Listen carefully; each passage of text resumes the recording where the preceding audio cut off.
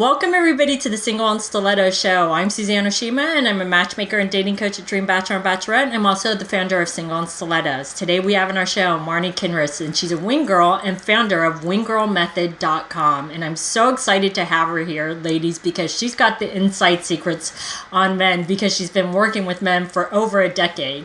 And today, we're talking about he's great, but he's a bad kisser. Now what? And I've been there, and ladies, I know you've been there too. So she's going to tell us what to do in this type of situation. But before she does, Marni, tell our audience a little bit about you and how you became a wing girl.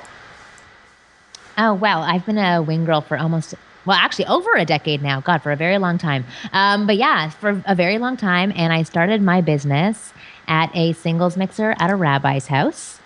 How everybody starts their businesses, right? That's where they all start. And I was there and nobody was talking to each other. Like literally the singles mixer looked like a junior high school dance where there were boys on one side, girls on the other side of the room. Nobody would talk to each other. So I started grabbing men because I was not interested in any of the guys there. I started grabbing men and introducing them to women. And I was their icebreaker and I would help facilitate the conversation. And by the end of the night, people were making out with each other. They were exchanging phone numbers. Anyway, so I felt like I was a very good wing girl for the evening. And I made a joke to my roommate saying, what if I was a wing girl for my career? And he's like, nah, that's never going to happen. Guys don't want to hear what women think. And I was like, that's not true. So I posted an ad on Craigslist and I had 75 responses by the next morning. So I started, and that is now what has become the Wing Girl Method. Awesome. Well, and ladies, she has the total inside scoop. So, Marni, tell the ladies what they should do if they go out on a couple dates with the guy or even just one date and he's great, but then he turns out to be a bad kisser. What should a woman do? Should she just can him and say, that's it? Or should she do something else? Well, it's a sticky situation because the thing is I've noticed this in myself, and I know that women always want to do the best. Like with my husband, I'll ask him, for sexual things, am I doing this right? Or is there a better way that I can do it? Which sometimes makes him uncomfortable, but sometimes he really likes that I'm asking. On the flip side, men don't typically like to hear that they're doing something incorrectly or that is turning you off in some way. So there has to be like a gentle way for you to say, yeah, you're the worst kisser in the entire world. So the nicer way to do it would just be for you to kind of get into a teacher role where you're teaching him and showing him in a seductive, fun, and flirty way how you like to be kissed. So the next time that you are, and if he can follow the lead, that's amazing. The next time that you're making out with the guy, you can just say, okay, hold on a second, I want to try something. And you can take your top off, whatever it is that you can do to make it like a sexy, fun experience. Because everything's more fun for guys if your breasts are showing, right? So I'm just joking, sorry. But no, to make it a better kiss, where you just say, that's why the naked news is so popular. But you say to him, okay, so let's try this. And I don't know how it is that you want to be kissed, but for me, I like to be kissed really slowly in the beginning, nibbling on the lips and then tongue. Anyway, so I would guide in those directions and just say let's play a little game of follow the leader. And if he wants to jump on board with that, then that can be fun and playful. And then you can show him, say, okay, I'm going to do something to you, then I want you to do it back to me. But you're really teaching in a fun, playful way. And it's showing a guy how you want things done. And then afterwards, what you can do is I'm going to be so insulting to men, but it's like a dog, right? Or like a child afterwards. You want to reward them and just say, you know what? That was so sexy the way that you were kissing me, or that was I loved how you kissed me. If you don't want to say so sexy, that's not in your character. You can say, I really loved how you kissed me. That felt amazing when you nibbled on my lips, and walk him through those steps again so that it reinforces what it was that he was doing that was correct.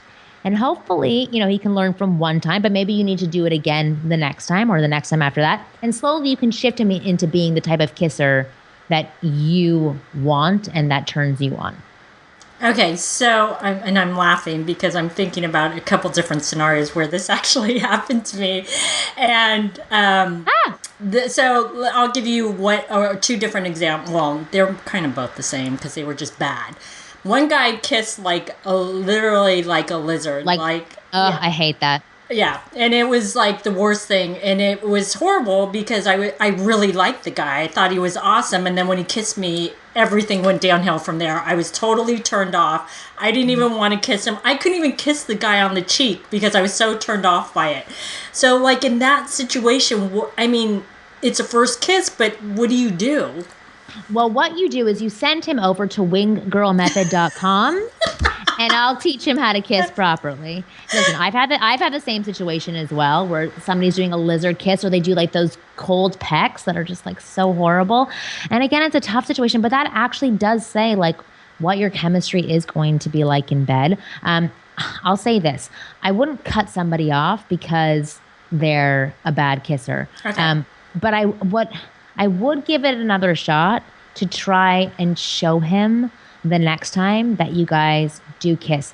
It's a huge bruise to the ego if there are very few men who can handle being told, I don't really love how you kiss. Can we try not being a lizard for a second and try kissing like a real man? Like there is no nice way to say it. I wouldn't break things off with a guy because he's not kissing well, but I would try doing the lead by example, or you can say, you know what, take a pause back and say, can I show you how I really like to be kissed? Because I would love if you could kiss me that way because I'm so attracted to you. I'm so turned on by you. But here's how I like kissing. Because in the very beginning, nobody's going to kiss the exact same way. It takes time to figure out the other person's style. So the more kindly and more gently you can say those things, the better. And then at the end of the day, his emotions are his emotions. They're up to him. If you've done your best to be kind and honest, and he still gets rattled by that and he gets, he turns into a baby, or embarrassed or whatever it is, that's on him. That's not on you.